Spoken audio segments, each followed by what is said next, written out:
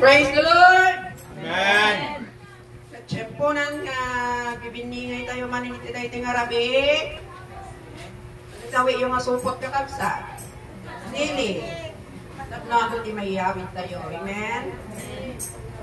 Iti pagkadalan tayo nga rabi.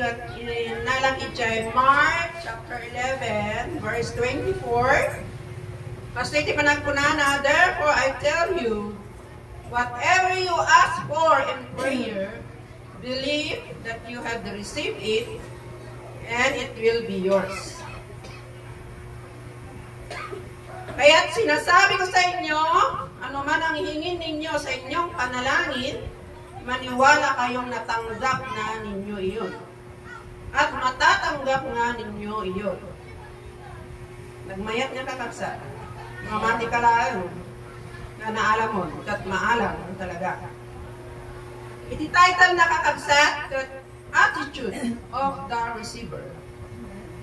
Attitude. Ano ba ang pagkaintindi natin sa attitude kakabsat?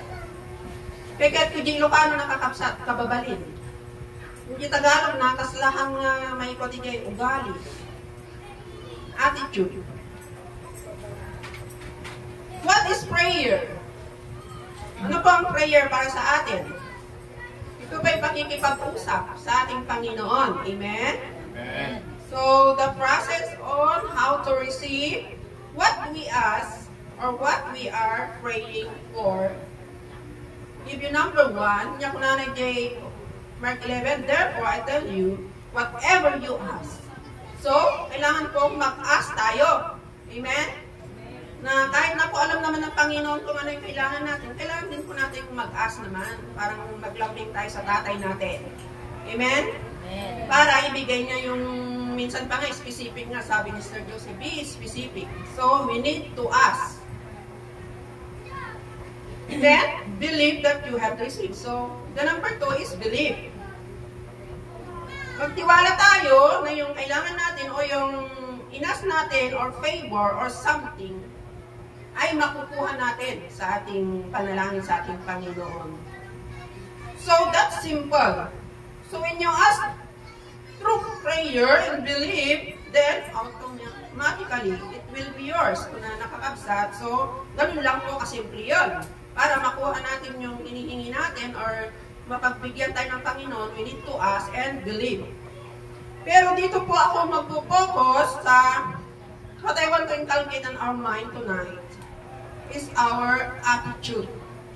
Yung attitude po natin after we receive or after we got what we ask in our prayer.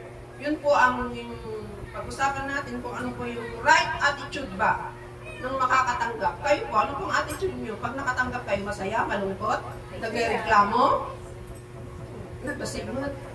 Yan, nakapsa. At nakasgay. Kasi nagtadlangarugan, hindi lang. Nagtadlangarugan, testify. Kurang sauce na.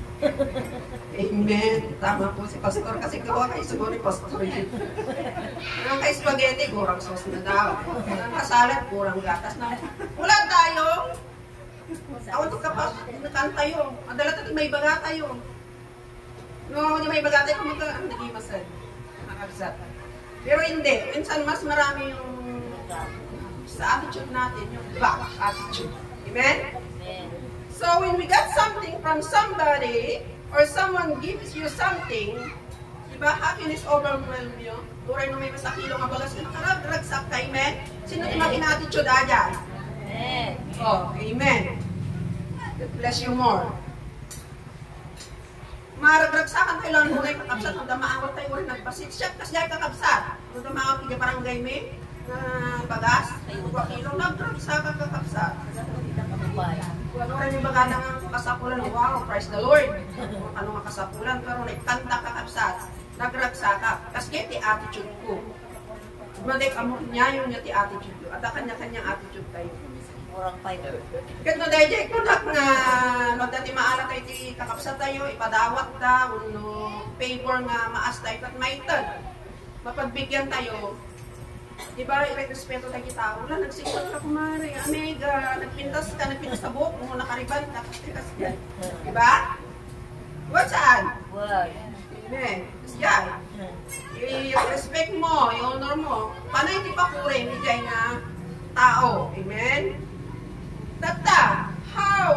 up when you receive the things you ask in your prayer, what will be your attitude? Ngay gap kiniapo kakabsat adi ngay kakararang mo na alam niya, di ba lang? Yes, we can say thank you, Lord. But is saying thank you is enough? Tama lang ba yung pag-say thank you? Di ba nalpasan? Maminsan, kuda na, nung naala tayong kakapsat jay banag, ngay karkararag tayo, nag-gungudan tayo, imutan puso tayo. Maminsan, malipatan tayo na kakapsat. Focus tayo jay, naala tayo. No, gapo kiniapo. Yung nung kapsat mo, kanay di pakulim, paburto kay patiguan. Yung kiniapo, nung naala tayo, hindi karkararag mo, maminsan maminsyam, malipatan tayo. Puno na yung kakapsat. Malipatan tayo ajay mangmangteg. Nag-focus tayo ajay na ito. Kakapsat. We forgot the giver. When He bless us financially, nakakalimutan natin yung nag-bless sa atin. Pag sinagot yung prayers natin, nag-focus tayo doon sa sagot. Masayang masaya ka, nalipatan ni Apo.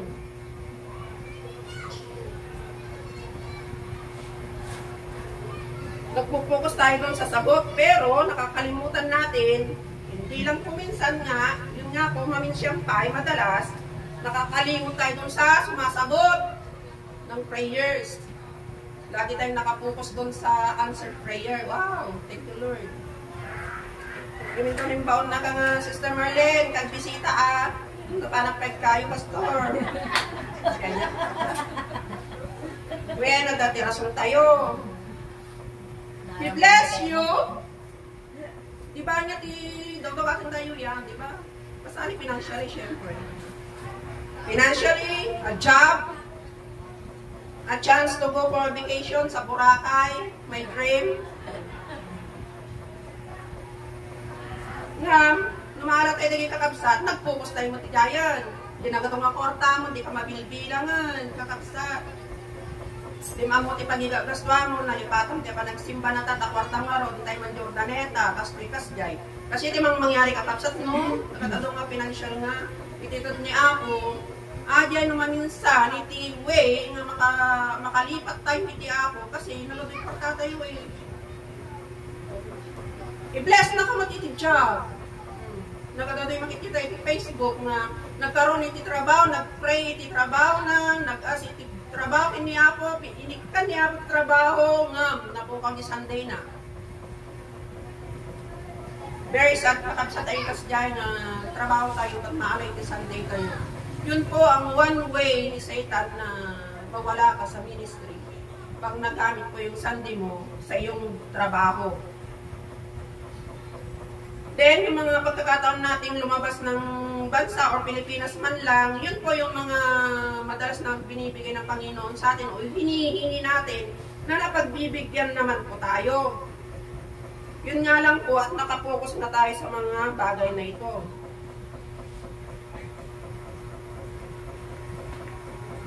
Pero alam ba natin na dahil dito sa pag-focus natin sa answered prayer na yan, at hindi sa nag-a-answer ng prayer, nagbibigay ng mga bagay na hinihingi natin, kaya madalas hindi rin po tayo nagtatagal sa atin ang answered prayer na yan. Hindi po ba? Mabilis maubos yung pera. Bakit kaya? Saan pa kaya ginastos yun? Wala ka mang nabili. Trabaho mo, hindi ka nagtagal. Pumunta ka na masyal ka, hindi ka rin masaya kasi ng daming hassle sa pinuntahan mo. Ganun po yung mga disadvantages po pag bless ka ni Lord at nag-focus ka doon lang doon sa blessing na yun. You forgot the Lord. Dahil po yung mga hinihingi natin po dito sa mundong ito, mga kapatid, yung pera na umuubos yan, hindi ka nagtatagal sa trabaho mo, hindi ka naging satisfied at masaya sa bakasyon mo, kasi nag-focus ka nga, natanggap mo na yun, at you forgot the giver. Lahat ng bagay na yan sa mundong ito, lahat ng bagay na natatamasa natin, yung mga binibigay sa pinapanalangin natin sa mundong ito ay nauubos yan, mga kapatid. nawawala nang hindi mo namamalayan.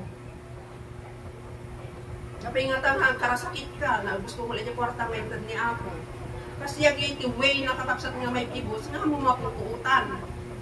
Hindi ka nagiging masaya at satisfied sa bigay ng Diyos kung tayo po ay nakapokus lamang sa mga answered prayer, but hindi po doon sa nag-a-answer ng prayer.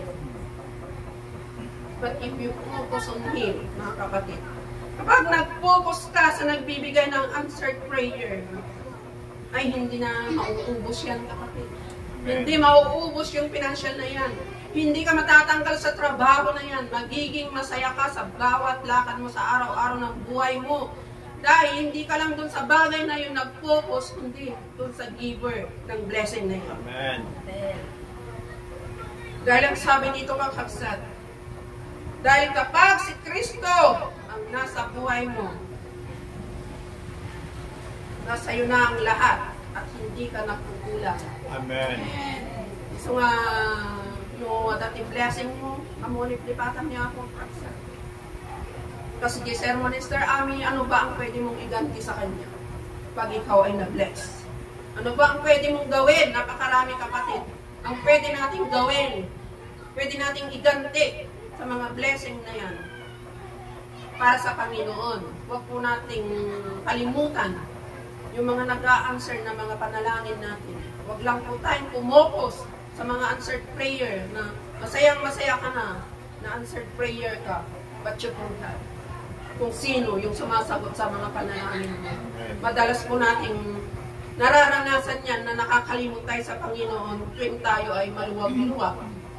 Mga kapatid, nakakalimutan natin ang Panginoon. So, huwag po nating i-focus ang ating buhay, ang ating araw, ang ating oras sa mga bagay lang dito sa mundo, mga kapatid. Kundi, doon po sa mga nagbibigay ng mga bagay na yan dito sa mundo. Dahil ang sabi ko nga, ang mga bagay dito sa mundo ay temporary lang po. Nauubos po yan. Darating po ang araw, kailangan mo si Kristo sa buhay mo, pero siya ay kinalimutan mo na. Very sad. Dahil nga, kapag si Kristo nga ang nasa buhay natin, mga kapatid, nasa atin na po ang lahat. Nasa atin na po lahat ang kailangan natin. Not only, agit ang banbanag dito yung lubong kakabsat, but the satisfaction in our heart.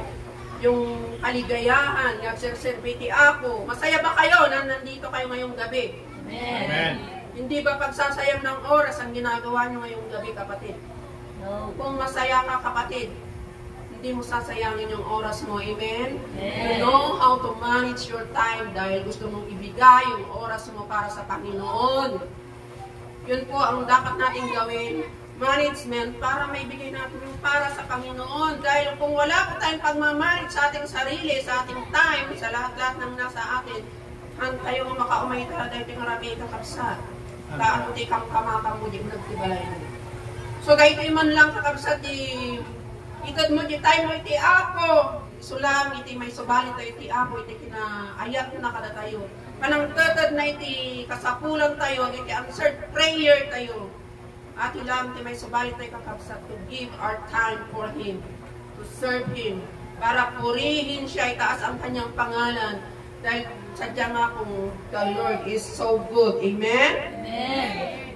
Ibati ka tayo kapsat Psalm 23 verse 1 na na. The Lord is my shepherd, and I have everything I need. Ito na nakakabsat. Si Yahweh ang aking pastor, hindi ako nagkukulang. Kakabsat, iso nga, focus on Jesus. Amen? Amen. Not on the things on this earth, but only in Jesus. Tani ako, amuna ti kasapulang itad nakakabsat. Basta una, niya ako. Amen? Amen. Duwat man di gitarista tayo kakabsat. Patinggang lang ito'y.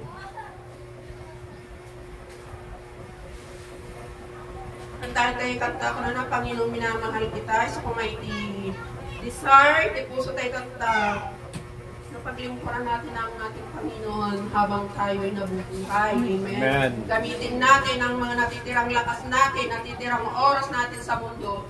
Dahil maiksi na lang po ang mga araw, mga taon sa buhay natin before the final. Hallelujah. Thank you, Lord. Yes, Lord. We want to serve you, God. Thank you, Jesus.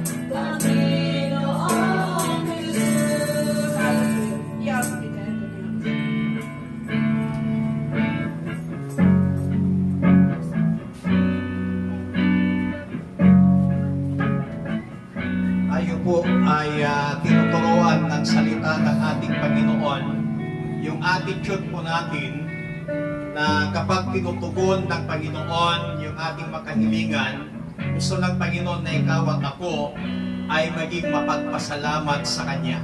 Sa Biblia po, may 3 taong may sakit. May 3 taong lepers. Pinagaling sila ng ating Panginoon. Pero alam nyo ho, nung gumaling na sila, umalis ang siyam, iisa lang po ang nagbalik sa Panginoon. At tinanong ni Jesus, yung isa, sabi niya, nasaan yung siyam? Sana po sa atin, maging katulad tayo ng isang lepers na pinagaling ng ating Panginoon, na bumabalik tayo sa Diyos upang magpasalamat. Na anumang sitwasyon ng ating buhay, kapag tinugon ng Diyos yung ating kahilingan, babalik at babalik at babalik tayo sa Panginoon para hindi humingi, kundi para magpasalamat. Amen. Subukan po natin, mga kapatid, na sa ating paglapit sa Panginoon, yung hindi ka hihingi, magpasalamat ka. Dahil kapag nakita ng Diyos na yung puso mo ay mapagpasalamat sa isang maliit na bagay, na ibinigay sa iyo ng Panginoon, labis-labis ang pasasalamat mo sa Kanya, kahit hindi mo hilingin, sa susunod, bibigyan ka ng mas malaki kaysa doong ibinigay sa iyo ng Panginoon. Why? Kasi nakita ng Diyos na ikaw ay mapagpasalamat. Panginoon, sa gabi pong ito, marami pong salamat sa inyong masalita, sapagkat tinuruan mo kami kung ano ang dapat naming maging attitude kapag kami po ay nakakatanggap ng biyaya, kapag kami po ay nakakatanggap ng kasagutan ng aming mga kahilingan sa inyo. Tulungan mo kami na maging mapagpasalamat sa lahat ng bagay, anumang sitwasyon, anumang karanasan ang maranasan namin sa aming mabuhay. Matuto kami lagi na magpasalamat sa inyo. Walang kaming ibang bukang bibig, kundi ang salitang pasasalamat sa iyo, Panginoon. Salamat sa inyong masalita. Holy Spirit, help us na yung attitude na maging mapagpasalamat ay maging attitude namin mula sa gabing ito. Salamat sa lingkod na siya mong ginamit. Ang aking panalangin, Panginoon, patuloy mo siyang tulungan, patuloy mo siyang gabayan, at patuloy mo siyang pagpalain at gamitin para sa iyong pagpapalawak ng pangangaral ng iyong masalita. Salamat po ng marami. We give you all the glory, thanksgiving and adoration. In Jesus Christ, mighty name we pray. Amen. Mga kapatid, sabay-sabay nga natin isigaw, Salamat, Panginoon! Salamat, Panginoon! Minsan pa, sabay-sabay natin isigaw, Salamat, Panginoon! 1, 2, 3! Salamat, Panginoon! Palakpakan natin ng Diyos.